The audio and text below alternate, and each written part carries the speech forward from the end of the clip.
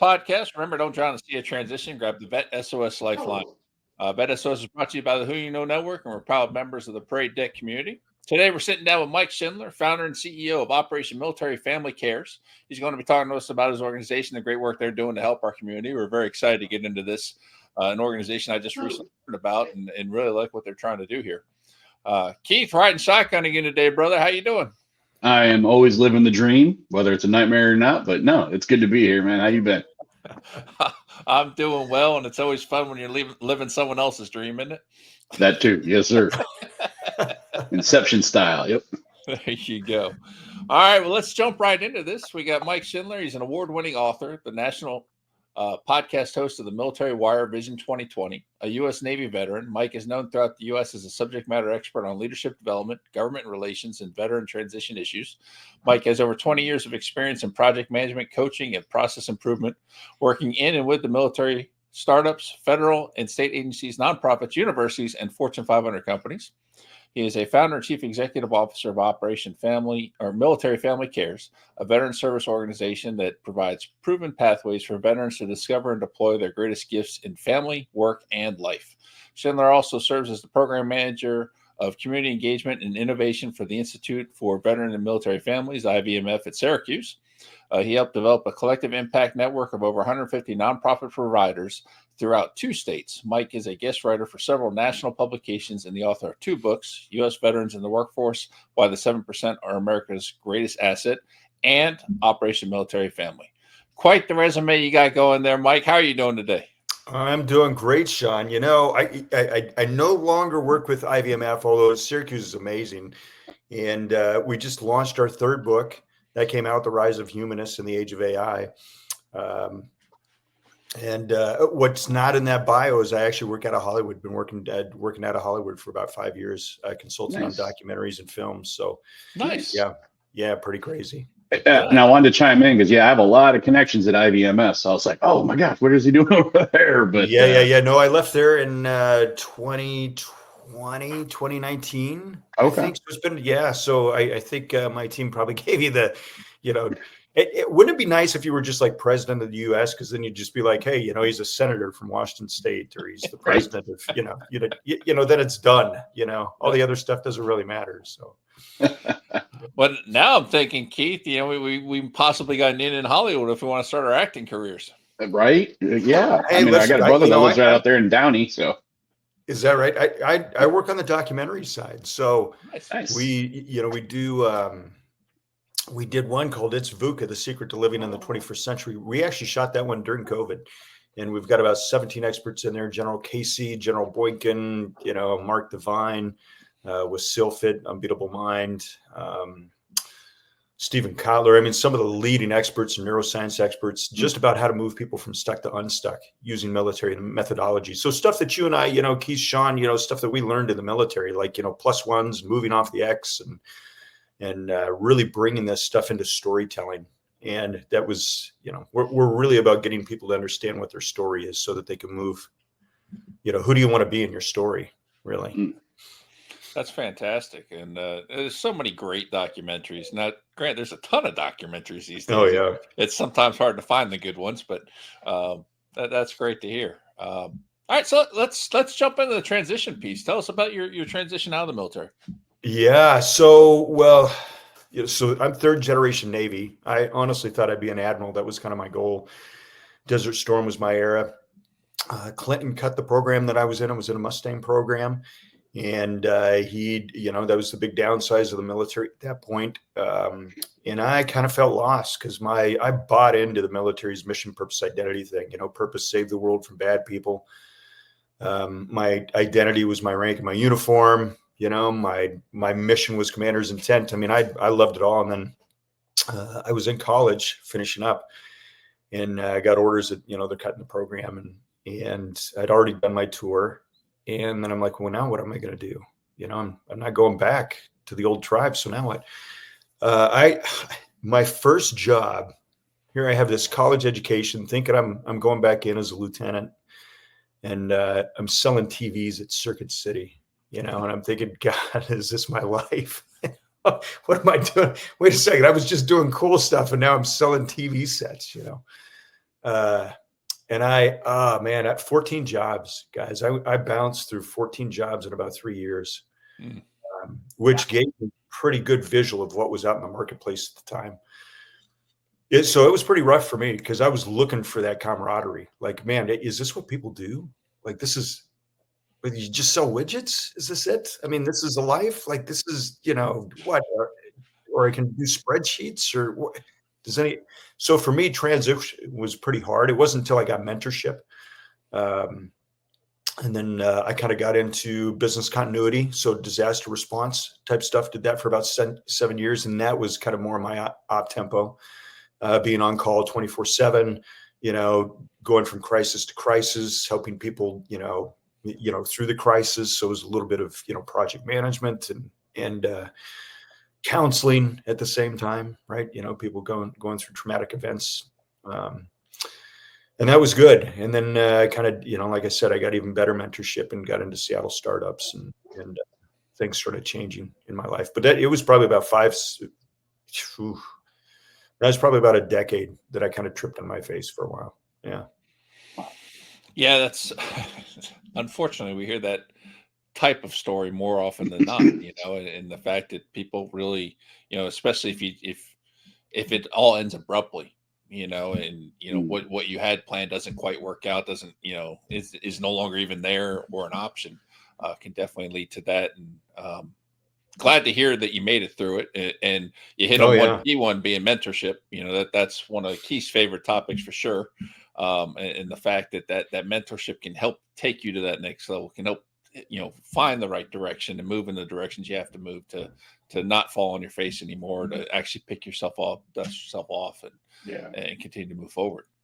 Well, and back then you didn't have the resources available either, right? I mean, everybody loves to complain about TAP nowadays, but TAP is way more than what folks like you had back when you transitioned out. I mean, you pretty much had nothing. It was, hey, thanks for your service, deuces. Yeah, I think we had, it was like maybe 4 hours. Like I got out at Alameda, so we were still deployed, and they shipped me back, and I was getting out at Alameda. That's how long ago that is.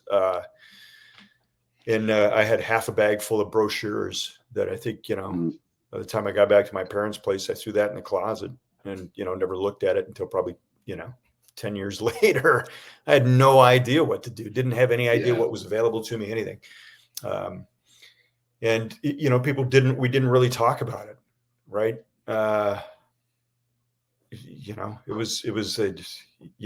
Desert Storm was so quick. It was over before it really started. Yeah. Right. I mean, we went in, I remember when we went in because it was my birthday. So, and I thought, man, here I am in college. I just wrapped up a deployment and now I'm in college, and I'm thinking, man, the phone's going to ring. I'm going to have to go back. Guys, I missed it. I remember when September 11th happened, I walked into the recruiter. I said, I'm ready to go. And they're like, we don't need you. I just felt that loss because that was my vision for my life. So it took me a while. Yeah.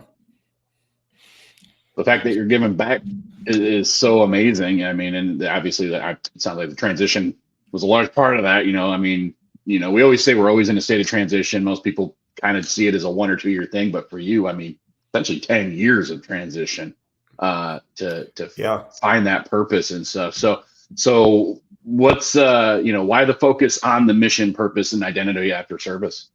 Yeah. It was interesting because when I started growing in success in business, my best friend deployed to Afghanistan in 2006. And I thought I'd just write a keepsake in case something happened. I mean, you guys probably remember 2004, 5, 6, it was messy over there, and he was deploying. He was going to be the officer in charge of some of the medical facilities over there. And I said, I'm just going to write a keepsake. And we ended up interviewing like 92 couples on what is your transition like? And at the time I was a CEO for a startup in the Seattle area. And I said, okay, I got a little bit of spare time. I've got between 8 p.m. and 4 a.m., that I can write a book. And golly. So we did all this research with these couples and boiled it down to about 5 couples. And we kind of followed them through their transition their whole period of transition from the moment they get orders to the moment they come back and reintegrate. And that took about 12 months to write that book. And that book came out in 2007. General Tommy Franks endorsed that book, which was crazy. And that kind of put me on the map. They thought I was this military marriage expert because we talked about how couples were fighting to preserve their marriages. And I was, my wife at the time was like, yeah, that is super funny. Let me tell you. So, I'm getting flown all over the place to do these pre and post deployment workshops and strong bonds. And I'm having to come up with these clever, because I realized really quick, our audience is tough, right? I mean, we've got this sick sense of humor, right? We've got a low attention span. Like if it's not high octane, low drag, whatever. I mean, if it's some guy up there pontificating about, marriage, like we all want to go to those conferences, right? So I had to come up with clever stuff. And I had this flagship talk that I did at the time after that book came out, and it did actually really well. I remember I got flown into Louisiana. This is after Katrina happened, and they had called me and said, hey, listen, it's a mess down here. Like our guys just got back from Iraq. They're having to jump into Katrina. The 256 just, marriages are exploding. There's DM issues. There's all this stuff. We need you to come down here and fix this. And I'm like, man, I'm just having a hard time fixing my own marriage, and so I get down there, and these two oil rigger guys pick me up, right? They're big, like they're 6'5", shoulders like, just massive. And I remember the one guy looking at me, two black guys, and they look at me and they go, you packing? And I said, yeah, my suitcase is coming. And he said, no, that's not what I mean. And I'm like, whoa, what do you mean? And he's like, you packing? And I said, no, I didn't pack. And he goes, man, you should be packing where we have you staying. And so they're already messing with me, right? And the other guy looks at me just deadpan. And he looks at me, and Keith and Sean, he looks right in my eyes. Like I kind of felt my blood chill, one of those looks, this guy's towering over me. And he's like, huh. I mean, he just says it just like this, just, huh. So you're the guy from the North.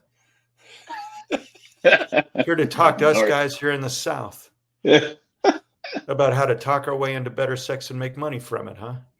And I went, that's exactly who I am. And that became my flagship talk, was how to talk your way into better sex and make money from it. And that was all about communication, sex, and money. And so I didn't have any problem getting the guys to show up anymore. But I have those guys in Louisiana to thank for that title. And we wrote that book for quite a while. And that's where we started our nonprofit, our philanthropic work, was really working on the relationships. Because as you guys know, that's key. You get the relationships, whether it's personal, professional relationships, in order, a lot of magic can happen. And then the second book followed after that. And then where we landed on mission, purpose, identity. I know, Keith, this is a long answer to your short question, but no, it's okay. we after being part of the VOW Act and just kind of being part of the suicide, subcommittees in DC, and I spent 2 years back in DC in 2011 and 12, learning a ton back there of, how they make decisions. I realized, we could probably solve a lot of problems if we help these guys understand who they are when the uniform comes off. That's where we need to start. It's, our hook, I joke, Operation Military Family, our hook is like we're Match.com for employment, because that's what they want, is employment when they get out, right? That's kind of our hook. But we're all about, best fit, best qualified, best culture fit. And that starts with really understanding, who are you? Yeah. And so we do the deep dive work on that. And then we find the employment to match that. So that's really, we kind of take a very holistic approach. It's not like, hey, tell me what you did, Sean and Keith, and let's, find something that's similar. I'm like, tell me what it means to have your best day mentally, physically, spiritually, relationally, financially. Let's start there. Yeah. And that takes work. So, and it's so true, right? When we come out, a lot of us live and breathe the uniform, the culture of the military, and it's its own culture. And then we get out and it's like, what are we now? Right. A lot of us put so much of our identity in the uniform and what we did. And so you hit it right. I think you hit it right on the head, right? Finding your why. And I remember the journey I had to do to find my why. But even then, I don't know if I could ever really come up with an exact formula to do it. So I'm just curious, like, how do you all approach that? How do you help people find their purpose? Like, what's the mindset? Yeah. What's the secret?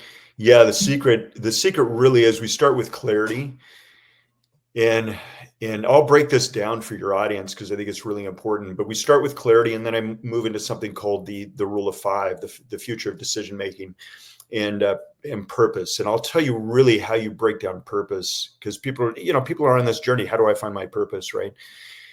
It's purpose really, there's like 4 layers to purpose, and the purpose really starts, you've got the umbrella of purpose. What does that mean? It really starts with spiritual purpose.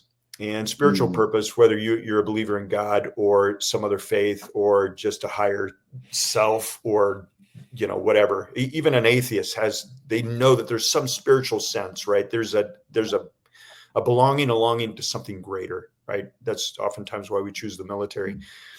And so it really starts with, what is your spiritual purpose? Like, let's talk about that. What does that mean to you? So for me, it's like, to honor God in all I do, right? So that's my spiritual purpose. So I look to the world and through the world through that lens. Does it make sense?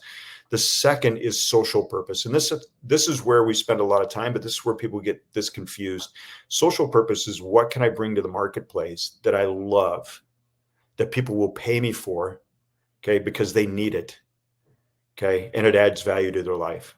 Does it make sense? So sometimes people confuse that with a job. They go, oh, my purpose is my job. That's why they get so hung up. But if you look at the data, 70% of the people hate their life, right? They're in jobs they hate, right? Yep. There's like a 13 or 18% satisfaction rate when you look at employees. So a lot of people they're confusing social purpose with jobs. You can find your social purpose in a job. And that's what we work on, is how to match those two. The third is what we call connected purpose. And that's, what's your tribe?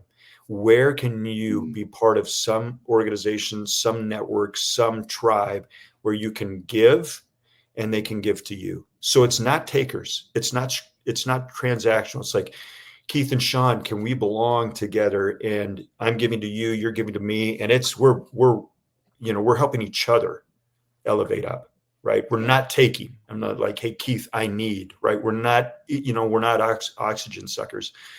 And then the fourth is your sacrificial purpose. What can I bring to the marketplace that I can give to those who could never pay me back?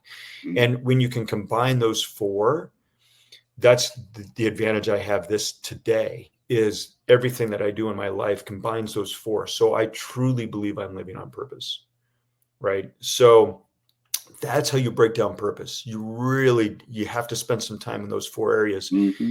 And oftentimes that starts with the clarity, which is, what does it mean to have your best day and your best year, mentally, physically, spiritually, relationally, financially? And can you prove it to me? It can't just be like, hey, Mike, mentally, I just want to have better days. And I'm like, well, what does that mean? You know what I'm saying? Like, mentally for me, I frame my day. I get up, I pray, I meditate, I talk out loud to God, right? I sit there and I frame my day. I visualize. I understand that when I leave this house, I don't have any lack, right? Because God's everything for me, which means that I'm going to attract things that see my light. Does it make sense? Yeah. So I know that if I can frame my day and spend about 20, 30 minutes every day doing, praying and meditating and really framing my day, that's a good day for me mentally. Yeah. Does it make sense? So everything has to have an action behind it. It can't just be a feeling. It's got to be like, physically, is it working out 30, 40 minutes a day? Is it walking without technology for 30, 40 minutes? What is it? Yeah. So we get them to really work on that so that they can have those micro wins, those plus ones, what we call plus ones. And then those are the dopamine hits. And then they start to begin to dream again. I'm like, dare to dream. What is it? That's awesome. Yeah. I love the tangibles, right? It's like, we're not going to just put out fluff like, I just want to have a better day kind of thing. It's like, well, let's put some actual meat, something we can sink our teeth into that. And the spiritual, starting with the spiritual thing, there's a lot of other programs out there very similar in the concept that I love the fact that it's like, I don't care what your higher power is, you just need one, right? Your higher power can be this lamp on the wall back here. I don't care. Believe in something, right? Greater than yourself. Because that's that sense of purpose starts there. I love that. Well, and it does think about what we did when we joined the service. Mm-hmm. Right? We raised our right hand. It's no different. I tell guys this. I'm like, listen, people wonder, like, if you look at, my faith, being someone who believes in God and Jesus, I'm like, my military service is very similar to kingdom work. So, you've got your God, in the sense of the military, right? So in the Christian faith, you essentially, you submit. Okay. You yield yourself to something greater. Okay. So when we raised our right hand, what do we just do? We yielded ourselves to something greater, right? That something greater gave us an assignment, right? And then we had to own that assignment, right? We had to learn everything we needed to know about that assignment. And then we had to own that assignment and deploy that assignment. That's the military, right? That is spiritual right there. I got to be honest with you, because that's what every faith demands. You yield to something greater. That faith is going to give you an assignment. You're going to have an assignment that you need to own. And then your job is to influence the marketplace with your assignment, right? Yeah. To bring good to everybody that you come across, right? That's the military. Yeah. So that's spiritual. So if you really think about how you break that down, it's no different. They already have a spiritual walk. They just never saw it that way. That's good stuff. That's a fact. Yeah. Right. Yeah. Right. Sean's like, man, I just got preached to. I can't believe it. Yeah. Well, I'm listening to what you're saying, and it's all in line with kind of, how I'm approaching 2025. Keith and I talked a little bit about this at the MIC this past year, and how this year I want to focus on my physical, spiritual, mental health, and getting everything back in alignment where I want it. And obviously a big part of that is pouring more into my family and my faith, and, working on the things that are important, like my health, because I want to be around for grandkids and things like that. Right. Yeah. So taking all those things into account. And what I loved about, everything you said, I really loved, but that there was a part in there, unless I misheard it, was you're going to attract, a certain type of person, right? People are going to see your light, and they're going to be attracted to your light, and you're going to attract those types of people. And that's what we want to do, I often joke, because, having moved so many times, I hate church shopping. Like trying to find that next church, it drives me crazy. Because every single one, you got to tell your story, because you can't just walk in and walk out. The church has gotten hip to that. They don't let you do that anymore. But like, I went to one, and it really hit me that even when it comes to, pastors, that they attract people like them. And I had gone to one church that was the most depressing church I've ever been to. Like, I walked out of there depressed, but everybody we met, I'm like, man, everybody's like down, and then the pastor got up and talked, and he was just like this mellow tone and really like depressing. I'm like, if they offer us punch, don't drink the punch, and we just got to go. But I started paying attention to things like that. And you can see that too with like pastors, they attract that type of person. And, so I really love that, you're taking the whole aspect of everything, and pouring into this purpose and helping people truly find their purpose that ties in all aspects of their lives and their being, and it will also help them attract the right people. Well, it really is. If do you guys have kids? Do you guys, Keith and Sean? Yeah. So, and I've got two daughters, both who are in college. And, I remember when they were growing up, I would pay a lot of attention to who they were hanging out with. Right. Because, your sphere can influence you. Right. You guys have all heard the saying that, if I look at your 5 friends, right, I can kind of determine what your future is going to be. Right. We'd always say that as parents, like, who you hang out with is who you become. And then we get into adulthood and we think that doesn't apply to us. And, we start hanging out with the guys that are just, complaining about their wives at the bar or, whatever it is. And all of a sudden we take on this persona. And really the work that we do at Operation Military Family is really, my goal is to really help you find the face you were before you were born. before you put on your persona. Like, because you got something on the inside of you that is just bubbling to get out. You know it, you feel it, you lay in bed at night and you think about it. And that's why there's this confusion, right? And I believe, I serve a God that is not a God of confusion. And so that means that there's a lot of distraction in your life. We got to weed through that, right? So we're going to do the hard work. By the way, we're also going to help you get employed. But we're going to help you get employed by doing the hard work first. Because otherwise, you don't need me to find a job. There's a million different job boards out there. Exactly. You don't need me for that. You go get a job, right? You don't need me for that. So that, I think, it's so important. I encourage guys, like, you got to be careful about who you hang out with. Remember, that is that connected purpose. When you're looking at connected purpose, who are you connected to? Because that is your energy source, right? I describe it this way. I heard this teacher talk about it. He was a Kabbalist. It's a Jewish, it's Jewish training, essentially, where they talk about, where this guy David, he would talk about, like, the creator, God, is like a 1,000,000-watt light bulb, infinite light. You're a vessel, right? And your job is to receive all his light. So if you look at even the Bible, it talks about, like, all things are available to you, right? So all things, even the dog agrees. So all things are available, right? So, but we operate as like 40-watt or 60-watt light bulbs. And we're sitting here like, hey, God, change me. And God's like, listen, if I can't change you, you got to expand your own vessel. Because if I give you what you're asking for right now, you're going to short circuit. So think about it in the military terms. Like, if you're like, hey, I'm a private and I believe that I should be a commander, and command's looking at you like, dude, I get it. You can be, but you got some work to do to get there. It's no different. And so that's when guys are getting out and they're like, hey, Mike, I'm an 06 and, I've commanded this. And I'm actually working with believe it or not, I'm working with an 08 right now. Just crazy, right? Who commanded, like, I remember this guy when he was on active duty. Amazing individual. And to be able to break this stuff down in like micro steps, that's where people want, right? They like, just tell me, like, that's our mindset. Like, give me the step. I'm going to own that step. And then we're going to take you on the next step. That's awesome. Part of it is look at your association, because be careful, because that will influence you. Yeah. Very much so.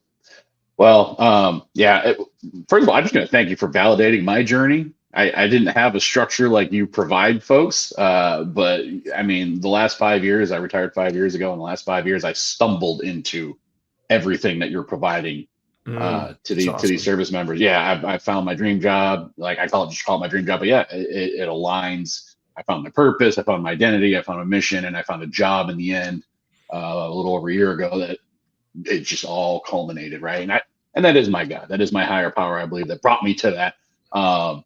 But all that to say, everybody listening, if you don't have that, right? And I always tell, I have other ways of questioning folks, because I help some folks with the same kind of spiritual soul searching, what do you want to be when you grow up type discussions. But yeah, if you're listening right now and you're not sure, check out the Operation Military Family Cares. This sounds like an amazing structured way that you don't have to stumble through it like I did for the last 4 of the 5 years before I finally landed somewhere where I'm like, hey, I finally found my purpose in my home and my people.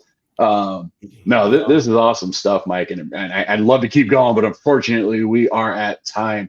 But before we wrap things up, what is the best way for folks to get in touch with you in the program? Yeah, you know what? I'll give them two things. First, certainly the website, opmilfam.com. They can go to operationmilitaryfamily.com, or they could call me. Believe it or not, I'm getting ready to get my phone number out. I've been doing this for a decade. But if people want to call me, they can send me a text and just let them, they need to let me know that they heard it on the show. But 206-795-5890. 206-795-5890. I will actually work with you one-on-one. I mean, when we work in the corporate sector on this stuff, that we charge them $7,500 a person. Our brothers and sisters, it's all free. Wow. We'll work with you until you get it done. There's beautiful. No cost to you. So beautiful. Yeah.